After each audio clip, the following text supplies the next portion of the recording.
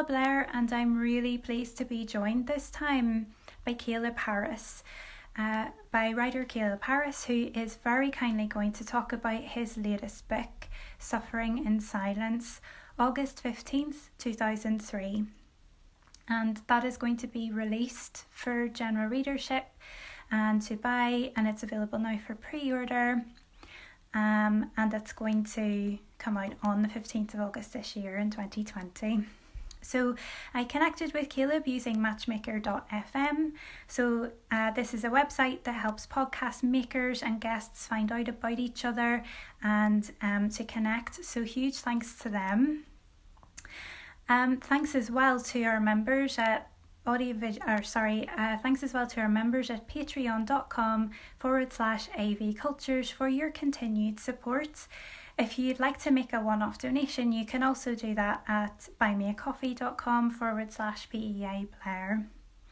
So hello if you're joining us on Instagram Live. It's my first attempt at recording this way, and it'll be really great to have your questions and comments as well, so please do join in. We're likely going to talk about men's mental health and issues around bereavement, possibly as well maybe touching on addiction, domestic abuse and suicide, as these are themes that come up a bit in Caleb's writing. So we'll see how we go, but just so you're aware, those are things we might touch on.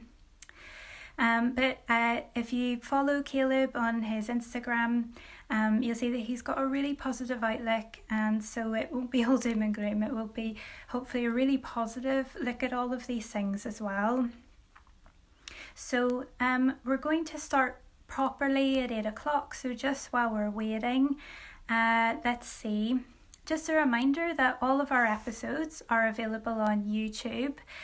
So if you search for my channel, and that's the PEA Blair handle that I use for all of the rest of my work beyond the podcast, you'll be able to find Audiovisual Cultures there, all of our back catalogue.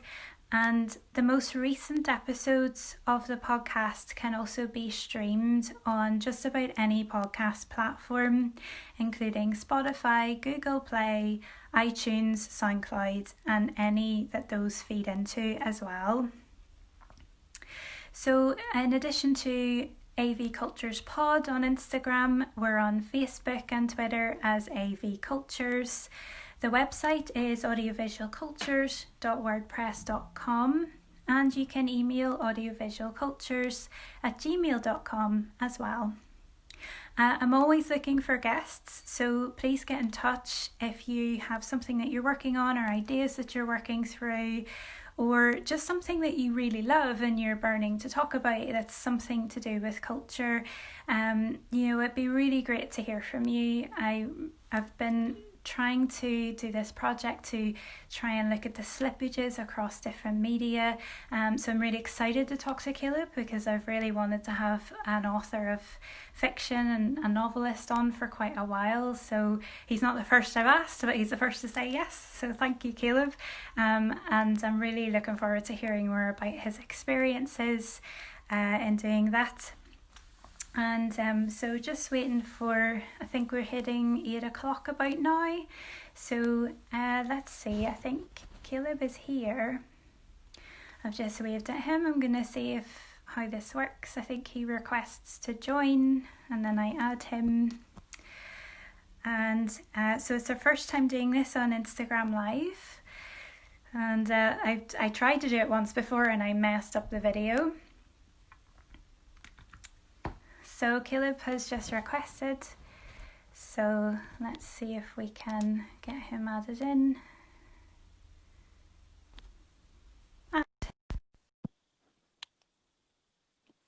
So just waiting for Caleb to join in, and I'm doing a backup recording as well. Hello, Caleb. Hey, how's it going? I'm good, how are you? Hey, doing well. Yeah? Yep. How is it there? Are you in Connecticut, is that right? Yeah, I'm in Connecticut, the Enfield area right now. We just turned at 3 o'clock right now, so it's a pretty sunny day overall. Oh, lovely. That's great. It's 8 o'clock in the evening where I am in Okay. Newcastle. We've got quite a nice evening. It's okay. The rain has stopped. So, how have you been keeping lately? Oh, I've been pretty good. I've just been working out, playing basketball, just trying to keep sane because a lot of things are very uncertain, but it is what it is. So I'm basically just taking it one day at a time. I mean, Yeah, this whole epidemic that has happened, there was no plans for it, so all you can really do is just take it one day at a time. absolutely. Yes, yes. So, I've been really looking forward to talking to you about your new novel coming out. Are you happy to introduce it a little bit? And would you like to tell us, broadly what it's about, and we can get into specific things as we go? Yeah, yeah, sure. I could just give a brief overview. The book is Suffering in Silence, August 15, 2003, and it follows a character named Ricky, who is 1 year older than me. I'm 26, but the character is 27. And it basically just takes you through a very long and complex journey of a young man who's been doing drugs, alcohol, and he's been in domestic abuse situations, but he covers it up by basically running away from all of his problems. But Mm, eventually he has that I wouldn't want to say coming to Jesus moment, but just one of those epiphanies of his where he basically just says, enough is enough and I have to change. mm-hmm, So he runs into some very interesting characters along the way. yes. Mhm. So this is going to be released on the 15th of August, is that right? Yes, that is correct. Yes. But there is a sample available because I read through it there a few days ago, Yep. and it's a really nice sample to give you an idea of that setup of Ricky and what his situation is, and there's hints of what has gone on in his past. Yep. So we can see how much you want to get into that because you might not want to give the whole plot of it away, but Yep. certainly from what's readily available already, it's setting up quite a lot to do with, there's intergenerational conflict, and Mhm. he's a substitute teacher, so he's got a very precarious working life, and there's Yeah. sorts of things, and he's going through grief as well. Um, so are these all things that you've been exploring in your fiction to date? Is this just something is this by way of investigation or something that uh, you're just trying to work through fiction? How is it you come to focus on these kinds of issues? Well, I've always seen like a lot of like young men dealing with a lot of personal problems and mostly Mm, just bottling it up inside okay. and not really talking about it, basically just saying, well, I'm fine, I'm good. I don't need to talk about anything. And they just have regular jobs, just like Ricky just has a regular job, goes through a Yeah. whole bunch of events and anything like that. And he basically just says, well, as long as I just have one more drink, as long as I just have one more Mm, drag, I'll be fine and nothing else will matter. And unfortunately, it's the same emotions that I've seen with other friends and other people when it comes to like relationships, personal problems. It's always just the I'm fine, I'm good mentality. mm, But then when you have to sit down and talk to them and actually realize they aren't good and they actually need somebody to talk to, which a lot of people aren't very good at doing because mm. not too many people are good at just understanding what somebody's going through. Yeah, absolutely. And I think you've got that gender aspect as well, because I suppose I get the sense from reading it that there's this macho culture that Ricky's coming up Hmm. against, that Right. he's not permitted to have feelings about things. Right. Yeah, So, because like Ricky definitely grew up around a lot of like I wouldn't say he grew up around a lot of men, but he grew up around guys like him where it's just you had to toughen up. Like he used to play basketball with a couple people, but they were all just like the same kind of people. They just didn't talk about anything. As long as they lived through it, they were fine, and that was their mentality. hmm yeah, and um, I suppose as well, because I suppose from my perspective, and being a woman in the world, and having that other side of toxic masculinity, we have to remember that it affects men adversely as well, so much of the time, that when we teach boys that they're not allowed to be sad or show their sadness, um, and then that has results in possibly addictive behaviors because, well, they're in pain, so they need something to counteract that pain, but they're not allowed to talk about it. Um, because Ricky, he seems to keep weed in his car. He needs just one more drink before he can do something. So it's a really interesting way of exploring that. Um, and there's quite that's sad. The first chapter, it's really quite poignant where he's not coping with his mother's funeral. No, not at all. Mm-hmm. Yeah, and then it's one of those things where it's like his mother was really close to him. And Yeah. like I don't want to give too much information, but Yeah. I'll just say this. His father wasn't close to him. Mm-hmm. But when him and his mother, obviously when somebody dies in your family, it definitely takes a toll on you. So Ricky's mother was like his mother and his father. Right. So he felt like he lost two parents at the same time. Mm-hmm. Mm-hmm. And um, it's interesting as well, the his working life, because it's not just that he's a substitute teacher. He's working actually with special needs children and young people, Right. isn't he?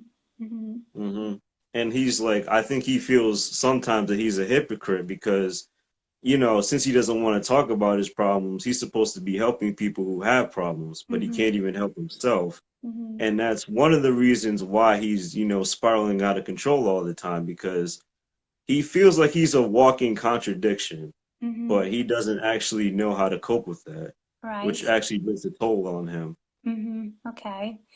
Yeah, he has some very tense encounters with the head teacher at the school he's subbing at, hmm doesn't he?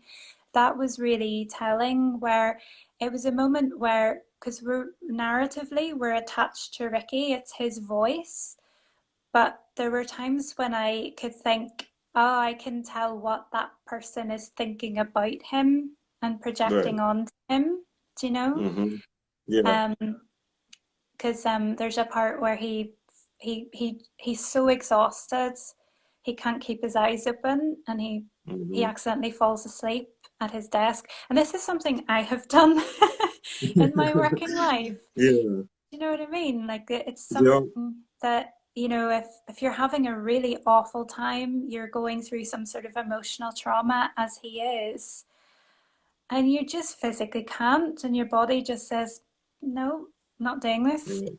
So, Like there's been times where like I actually would not eat my lunch. Like I was just, so mentally and physically drained and I'm just like I'm so tired and then I'd fall asleep in my car and then I'd have like a 30-minute lunch break and then I'd go right back in and I just pretended like everything was fine and I yeah, talked to my buddies afterwards so, I wouldn't be feeling so like frustrated or anything like that, but it yeah, definitely happens to the best of us. yeah, yeah. And so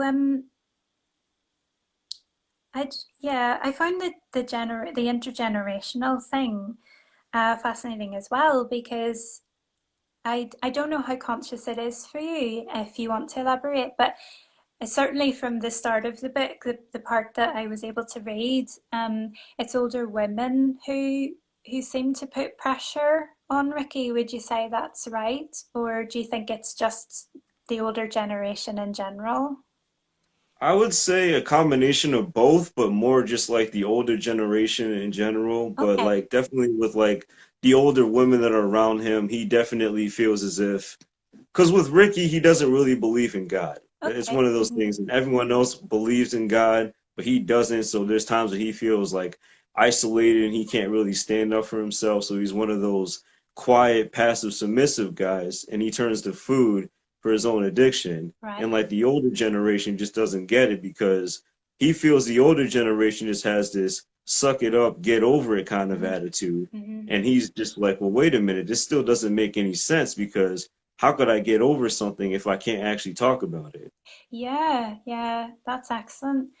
Um, yeah, I think that's another really big issue that he represents is that disconnect of, because I suppose as a millennial, for me, and being a child of baby boomers, it's a bit like that. I understand that tension really well. Yeah, It's oh, just get over it, sort of yeah, thing. But it hurts, and you're in pain, and they're also in pain.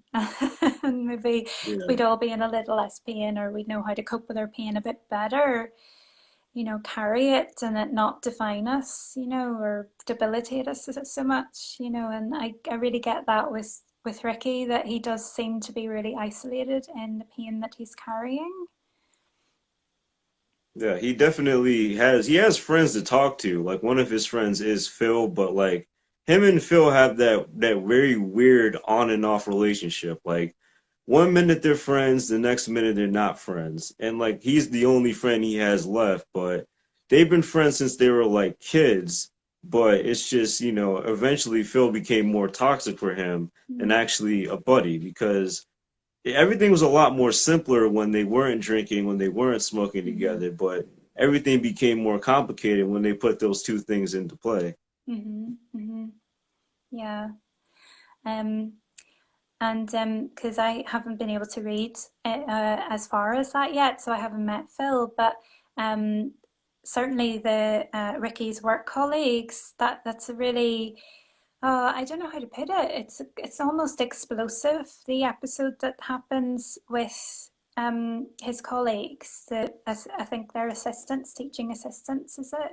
Yeah, the Ricky's the main teacher, and those are his like paraprofessionals, and it goes back to like Ricky being more like passive, like laid back, like, Yeah. oh well, the situation will just resolve itself, so Mm, like I won't really do too much, and as long as Miss Weathers doesn't say anything, the head principal, then I'll be fine. So yeah. he kind of just unfortunately lets the whole situation go. Yes. And it's fascinating because then when it does blow up, it looks you can see how from the outside it looks like he's passive or he's lazy, but because we're in his head in the narrative, we understand that he's frozen, he's in fight or Yeah. flight, he's in survival Hmm. mode. So it really, because certainly as somebody with anxiety, I really connected with it on that level of, uh, you know, so it really throws it, and a lot happens with these people. There's a lot of issues going on with these three very, very different people who get combined, and it's a bit like a sort of um, petri dish that blows up in the lab kind Yeah. of thing. Yeah, and it's just one of those things where it's like, as you said before, like how Ricky just becomes frozen. It's because like Ricky's not really used to Yeah. confrontation, and like anybody who like tries to like challenge him or just talk to him, he doesn't really know what to do because he has very like poor communication skills, but he has enough skills to become a teacher, but Mm-hmm. not enough skills to be like a leader. Mm-hmm. Mm-hmm. Yeah, that's really interesting to think about because he does seem to. You don't see him too much interacting with the children, and I think because it's his voice, he doesn't go into it too much. But he does seem to be very aware of their dynamics and how the children are going to work well. I mean, I'm saying children, but they're young people. They're sort of 10 to Mhm. 14. It's just that they might have low functioning autism or some other kind of mental disability, which means that they're mentally very young. But he seems to have a real way with them. He knows them really well. He knows what's going to work with them, help them, that sort of thing. So he's quite, in a way, quite intuitive, or he's prepared to learn. Um, so and do you think there's pressure on people of his age, so people in their sort of edging into their later 20s? Do you think there's pressure to be leaders then? Is that something you're exploring a bit too? Yes and no, because like with him, there is pressure for him to do it, but I think Ricky's mind is just so gone that he can't actually just like push himself forward. Right. So like he wants to actually be like a leader. He wants to lead by example. He really wants to help these kids, but Yeah. like mentally he just can't get out of his own thoughts. Mm-hmm. So I definitely believe he wants to become the leader, but it just in the book you'll realize it takes him some time to Right. like figure out who he is as a person, Yeah. and as he figures out who he is as a person, things start to become better in his life. Okay. Yeah. I mean, it's a really pivotal time because I think anybody who's been through that age of life and you're going through it as well, it's that tends to be how it is. I think if I'm 35 now and I think in my 20s is a second adolescence, it's where you do your Yeah. adolescence again and you figure it out. Yeah. So hopefully that's what is going on for him. It is interesting. I mean, it's a tough read. I thought those other couple of chapters because some of the paraprofessionals, as you say, are there's a lot of sort of uh, what is it? There's very ableist language coming from these people who are supposed to be Right. working Yeah. with disabled kids, Hmm. and there's really petty arguments about things that are nothing to do with their work.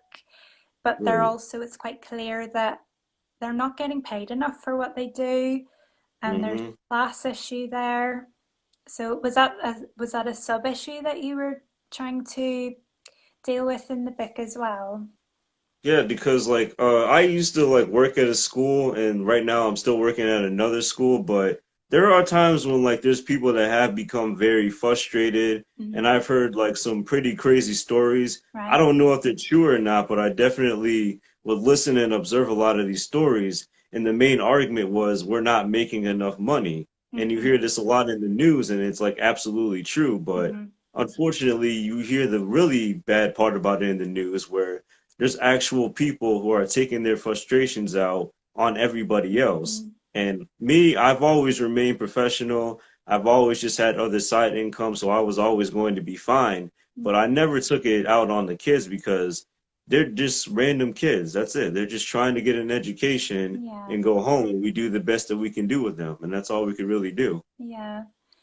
I suppose then there's something to be said about empathy because it's interesting that the few characters that I've encountered in the little bit of the book I've been able to read is who seems to have empathy or not. Um, Right. and Ricky seems to, because although he's talking from his own point of view, he does seem aware of other people and what's going on with them.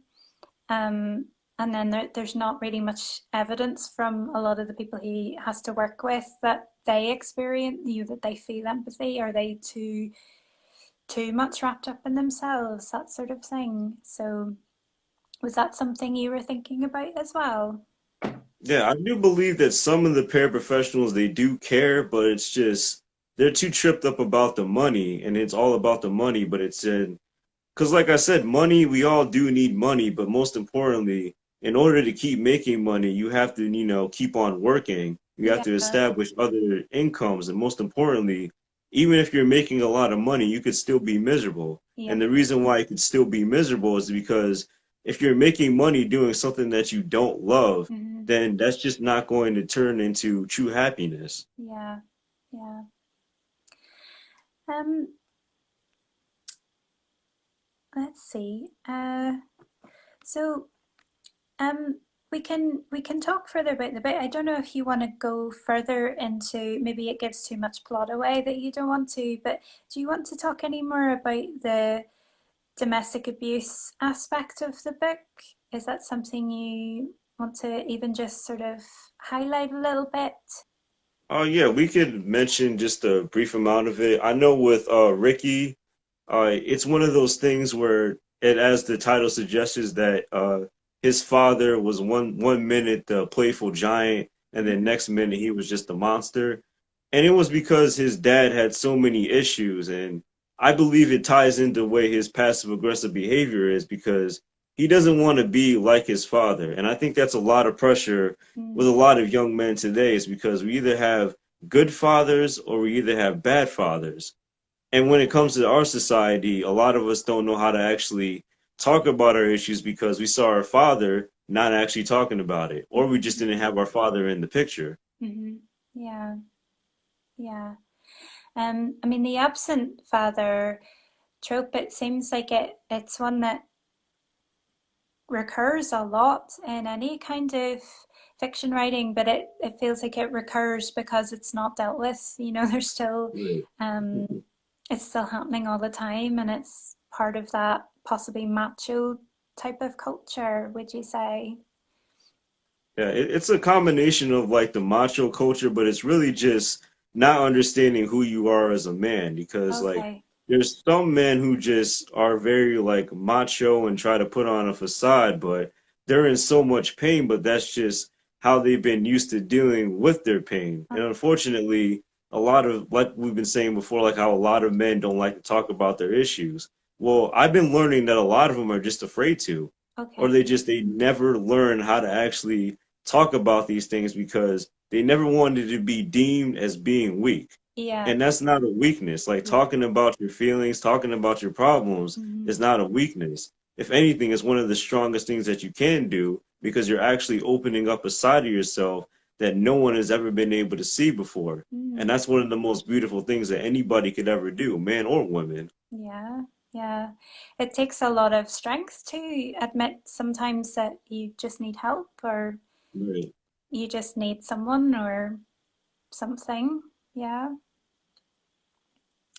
Yeah, Um, definitely. so, if it's okay, I'd really like to ask you as well about your practice as a writer. And, what was it that really compelled you to start writing? Have you been writing fiction for a long time, or is this something fairly recent for you? Is it something that's part of your life in a big way? Yeah, I've been writing fiction for quite some time. I recently graduated from college in 2017 with a communication degree, so I've always been into like the arts, creative writing, and all those kind of things. But when I came out of college, like I had no idea what I wanted to write about. Mm. And it was just like always trying to find that right story. Like you try to pattern yourself over all these kind of people. I try to pattern myself over many authors, and the ones that come to mind is Junot Diaz, Henry David Thoreau, Lemony Snicket, what's this? R.L. Elstein, the one who wrote the Goosebumps books, Okay. Lemony Snicket from the series of Unfortunate Events, and just on and on and on. And I like put too much pressure on myself to Okay. be like those people. Like Yeah. I felt like I had to be like Caleb has to be just like these people. Like you Yeah. have to blend all these people in this shake, and then Mm-hmm. here comes me. So it took me a while to just find my own like creative groove. So Mm-hmm. over the years, I just started exploring with a lot of things. I mean, I threw out a lot of paper. So after a while, I just started to come up with the series Suffering in Silence. And I just Mm-hmm. said, you know what? This is just going to be a series, a 10-part series where I'm just going to talk about what young men go through because I get so sick of the media, one, just basically not talking about it, and two, just not telling the whole story. So I'm just gonna do it and we're gonna see what happens. Yeah. I think that's it because it's too easy to see things from a surface level, and Right. to really get in deep is so important. And I think that's where art is so important as well. Art and literature, writing, all of it, any mode of expression is so important as that window in to understanding each other.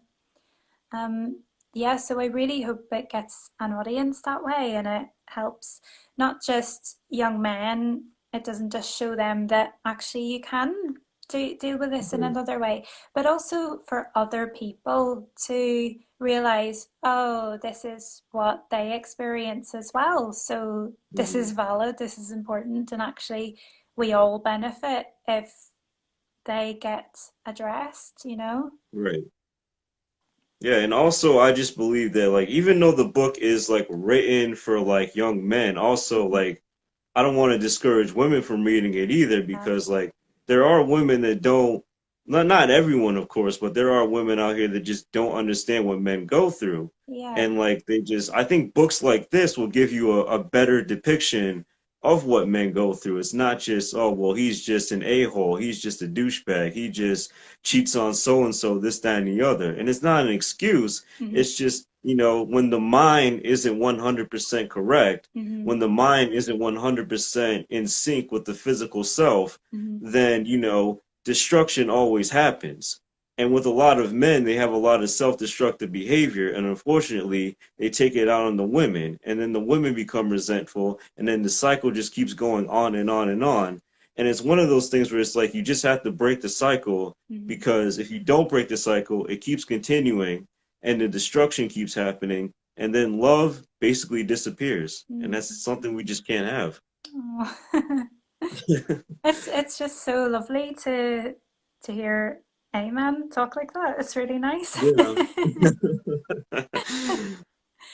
Um, yeah, and if it's okay, can I ask you as well about your experiences with self-publishing and producing ebooks as well as physical books? Is that something you'd be happy to talk about? Oh yeah, with self-publishing, I'll be honest, I'm still new, I'm still learning the ropes, Yeah. but it was most importantly like I just wanted to just go out here and just do my own thing. Like the kind of person I am is like I don't like to wait on somebody to make something happen for me. Like I'll just go out, I'll do it myself, like I'll ask the people, I'll go do interviews, I'll go do anything. 'Cause me, even myself, I'm an introvert, but I'm realizing like in order to grow an audience, in order to like, Yeah. attract more people, you have to become more extroverted. And it's not easy for me to do, but it's just one of those things you have to do. But Mhm. I'm still learning the ropes. I'm still getting with advertising, marketing, and I'm just learning as I go. And I'm just hoping for the best. But most importantly, I'm still going to just publish the book either way. Mhm. Mhm. Yeah, it's I mean, this is what the technology allows for now is these sorts of Right. avenues for more people to have a voice. So absolutely, yeah.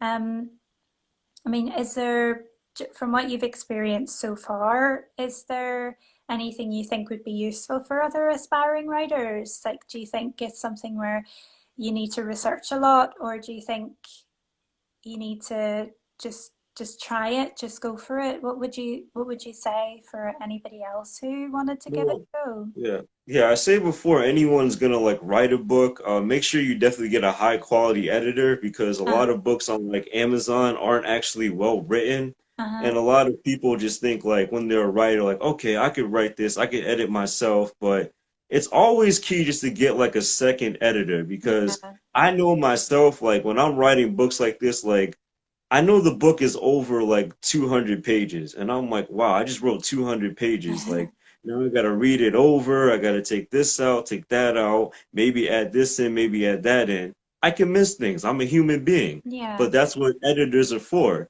And if you get yourself an editor, a marketing team, and you learn about Amazon keywords and many other things that you need to learn about, you'll be fine. You'll start to have more success, and most importantly, joining other Facebook groups and just interacting with other people. And yeah, the last tip is just ask for help. Okay. Ask for help if you need it, because Yeah. everybody needs help, and you're gonna stress yourself out and burn yourself out if you try to do it yourself. Yeah. Yep. Yeah. So I suppose with self-publishing, as with all things, there's a team around you as well. Yeah. Yeah, there is. Yeah. Um, So that's really helpful. I was wondering if it was okay because I was looking at what else you had published on, and I was really interested to see you've done a vegetarian cookbook as well. Um, Yeah, I'd love uh-huh. to hear a bit more about that. Yeah, I recently went vegan about a couple months ago, and I was vegetarian in either 2019 or 2018, the later part. Mm-hmm. And it was just a personal decision for me because I wanted my body just to feel a lot better, but most importantly, I would just see like the animal cruelty going on. Mm-hmm. And it was something I just didn't agree with and didn't want to practice anymore. So I decided to just come up with a cookbook so everybody could wonder, well, what do people who don't eat meat or dairy actually eat? Yeah, So it's like, all right, well, here you go. So yeah. I published that book and it's been doing pretty well. Good, yeah. And it's called No Meat, No Problem. Yep, that's correct. Yeah, yeah, it looks really fascinating. Um, Yep. yeah, because I'm a vegetarian myself, so I thought it was a really Okay. nice idea. The idea of, Hmm. well, what can you do if it's more swapping out the meat? Because that's something I've read with vegan activism is trying to crowd stuff out rather than, going, oh, I miss my rack of ribs or whatever. Right. Yep. So, that's lovely. Um, if it's okay, could I ask you as well about the visual aspect of your books because you got really lovely artwork for them as well. Is that something that a friend of yours does, or do you hire an illustrator or anything, for your covers of your books? Yeah, with all my main stuff, I always go to Fiverr. Fiverr has very good deals, and I know there's one feature where you could just post a gig and say I just wanted to do a book cover. I just say, hey, Ah, I need a book cover for such and such within 24 to 48 hours, and I get around like 20 to 30 people who respond to me within 24 hours. And it's mm, actually really good to do things that way because you can see who's really good, you can see who's not really good. If you really don't like the product, you could get someone to actually edit it over and over again, right. or you could just take it to somebody else and get a refund. But I've never had any bad experiences on Fiverr. Those are the things I use whenever I want to do like cookbook layouts, book covers, Mm. book formatting, editing, any of those kind of things. Oh, So I would definitely suggest Fiverr. oh, wow, that's great. Yeah. Because you got a really nice cover for Suffering in Silence. You know, This impression of Ricky, I think, with his head down a little bit, and because he makes a lot of, because he has the narrative voice, it's first person, and he makes a lot of references to his size. So he seems to mm. be very uncomfortable in his own body as well, and I think that comes across quite nicely actually in the image on the cover. Yeah, the idea was like Ricky still, no matter what, still feels like the fat kid. And I Okay. can't give too much detail on why he feels like he's the fat kid. It's one of those things where you're gonna have to read into it, Yeah. but once you read the whole book, you'll understand why Ricky will always feel like the fat kid. Right. Yeah. It's weird because just the small amount I've read, I feel a real affinity to Ricky already.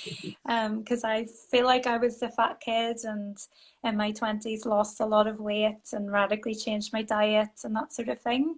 Um, so there are certain areas where I feel like, yeah, it isn't just for young men. There are a lot of people who will be able to connect with Ricky on a lot of different levels because he's got a lot going on actually. So Hmm. yeah, yeah.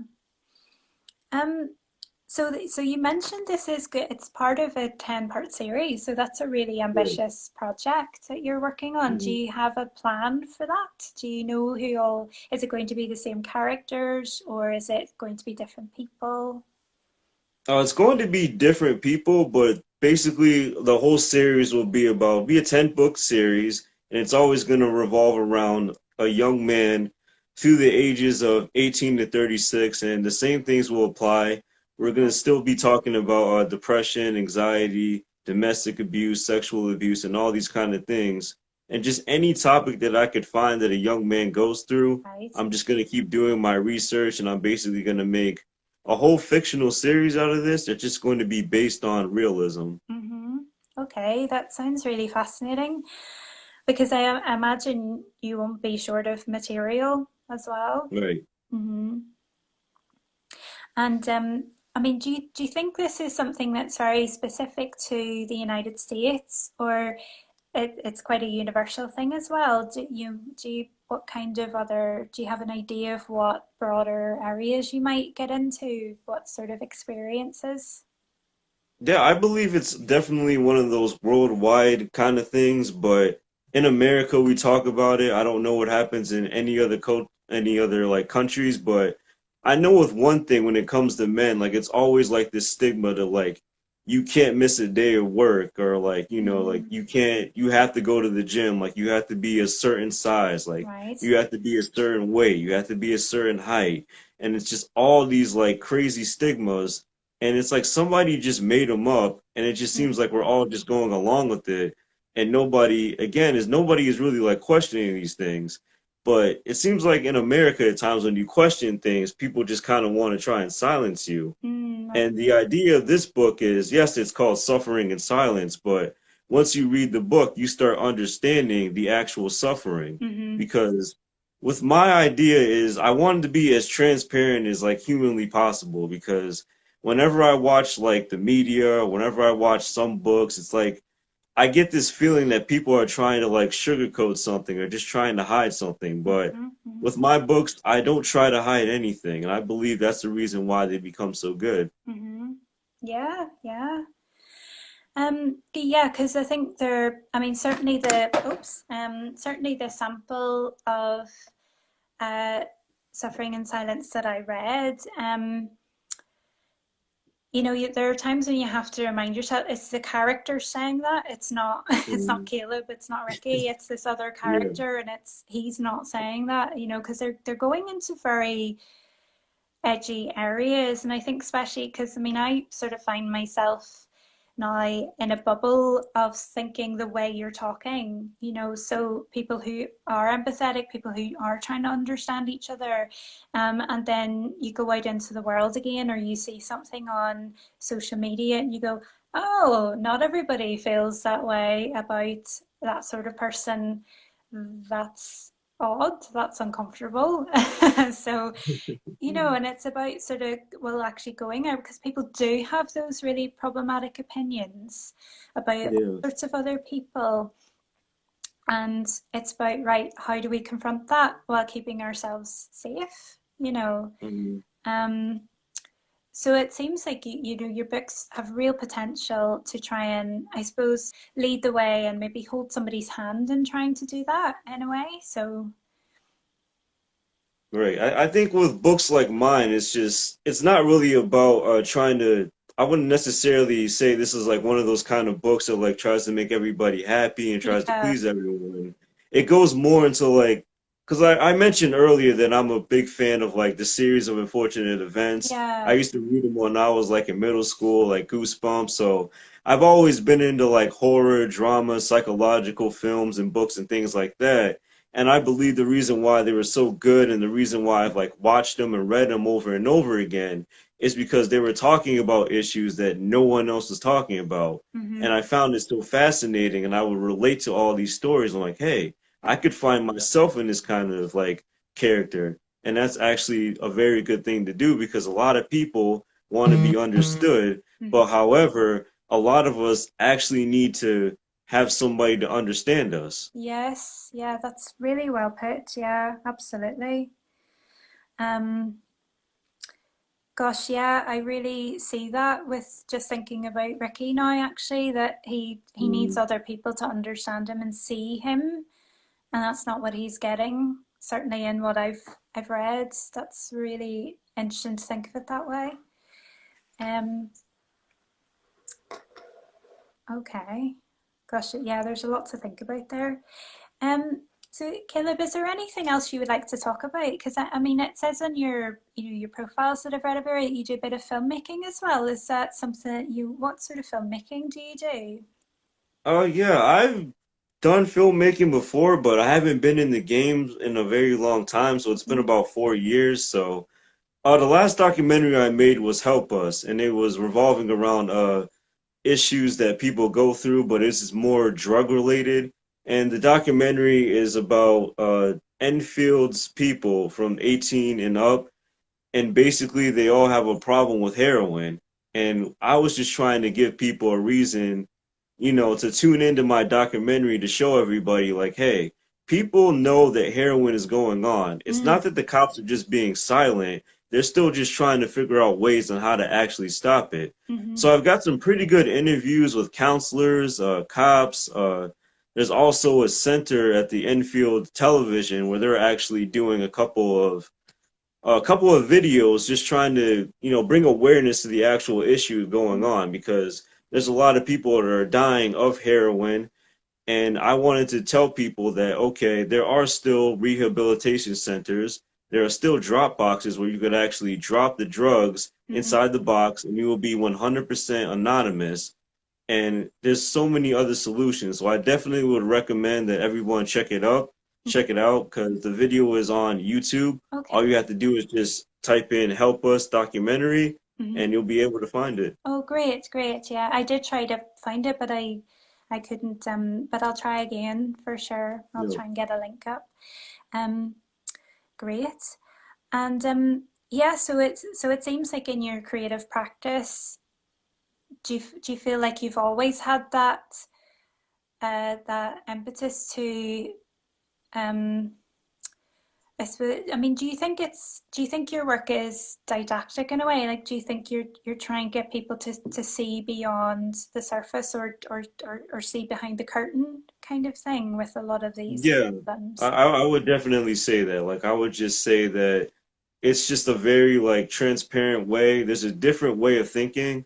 I know on my blog on Popular Opinions, I always talk about like rethink everything and basically everything that you've been, not everything you've been told is a lie, but a lot of things that you've been dealing with as a kid isn't actually normal. You just been taught to believe that it's normal. Like for Yeah. example, like with young men, like when it comes to just dealing with issues, it's always drugs, sex, and alcohol. Mm-hmm. And it's because of a lot of films that we've seen where that's just what we've seen and that's what we emulate as children. But we actually don't realize that as adults, this really wasn't the way to handle our things. And now we're dealing with a whole bunch of mental health issues and we have no idea what to do.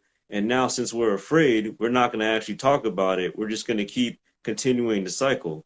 Yeah. Yeah. Okay. Um, so I think we're getting close-ish to our time being up because Instagram gives you an hour or so. So is there anything else you want to flag up to talk about, to plug, and or do you want to tell people, direct people where to go to find all your work? Oh, right now, I'm still in the works of a website. Mine is actually under construction, but if you just go under my actual my Instagram page, Caleb Hates Cake, you could just check me out on there. That's where I'm most active. Mm, You can look me up on Facebook at Caleb Harris 716. You could also check out my blogs on unpopularopinions.com, where I basically blog every Monday. Feel free to share with all your friends and family. fantastic, that's great.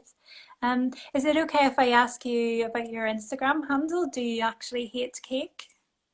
Oh yeah, I do. I actually do hate cake, and I've never actually told anybody about this story, but I'll just do a quick summary. Oh, There was a song called Shattered Dreams by the band what's the band's name? It's Johnny Hates Jazz. That's what the band's name is. So oh, it was more of a play on words of the actual oh. band, and like it didn't sound right to say Caleb hates country, so it ended up being Caleb hates cake, and it's been sticking for like the past 3 years, and it's funny because people like would come to my page and probably think I'm like a very hateful guy, but then they come to the page and see all this positivity and like, What's all this right now?" Like, Yeah. I'm like culture shock. Yeah, it's a gorgeous page actually. I was You looking through your all your past Instagram posts and so oh gosh, you're just this beacon of hope and positivity. It's so lovely to know, see. It's really wonderful.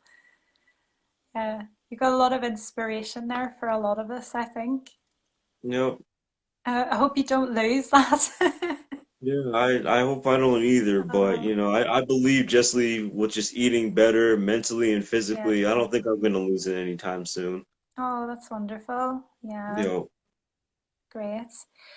Okay, so unless there's something I have totally forgotten about, because that is normal, that will happen. um, yeah, it's been so lovely talking to you. Getting to know you a same to bit. you. Yeah, and yeah, I really hope we can keep in touch. And so I'll do an edit of it. I'll do an audio edit, but if it's okay with you, we can put the video of this up if I manage to save it properly. We can put the video. Yeah, it should, because usually when I'm still kind of new to this as well, but the Yeah. last interview I did, they said the IG live video, this is actually just a recording and it should be on your page. and then it'll just be there forever, I think. Yeah, yeah. Yeah. Um, so gosh, it's been so lovely. Yeah. Yep. Been lovely talking to you. Yeah. I hope all keeps well in Connecticut. And oh, somebody's just said great interview. That's so nice. Yeah. Thank Thank you, you. man. Appreciate it. Definitely do. Oh, that's wonderful. Well, I hope it helps get word out for your book. And Hmm. yeah, I really encourage people to get hold of it. I'm gonna I think I'll try and get the ebook version of it and read it all properly because I'm quite hooked. I really want to see what happens next with Ricky. I really care Right. about him and I want to know what's going on with him and if he's going to be okay. So, Mhm. Oh yeah, there's just one more thing. oh, The Amazon paperback will actually be available August 14th. I okay. just had some issues with Amazon, but Hmm. it'll be available August 14th for a paperback. But still, right now, you can get the ebook version, and it'll still both books will come out August 15th, 2020. Wonderful. Thank you Yeah. so much, Caleb. It's Yeah, been thank you really for great. having me. Yeah. Yep. You take care of yourself. Take care. Yeah. I'll be in Take it touch. easy. Bye. Take it easy. You too. Okay, thanks everybody for joining. And just quickly gonna do, oh, I haven't got my script with me. I am gonna do this by memory. You've been listening to Audiovisual Cultures podcast with me, Paula Blair, and my very special guest, Caleb Harris. Thank you so much to him. The music, when I edited in, is Common Ground by Airtone, licensed under Creative Commons 3.0 non-commercial license, and it is downloadable from ccmixter.org. And the podcast comes out every other Wednesday, so keep a lookout. This will be the next episode coming out into your ears, and the video will be released as well. I'm going to save it here on put it on IGTV, but I will also hopefully be savable for to go on the YouTube. So thank you all so much for watching and listening, and give us all your lovely shares and likes and hearts, and yeah, subscribe, buy Caleb's book, and be excellent to each other and take care. Bye.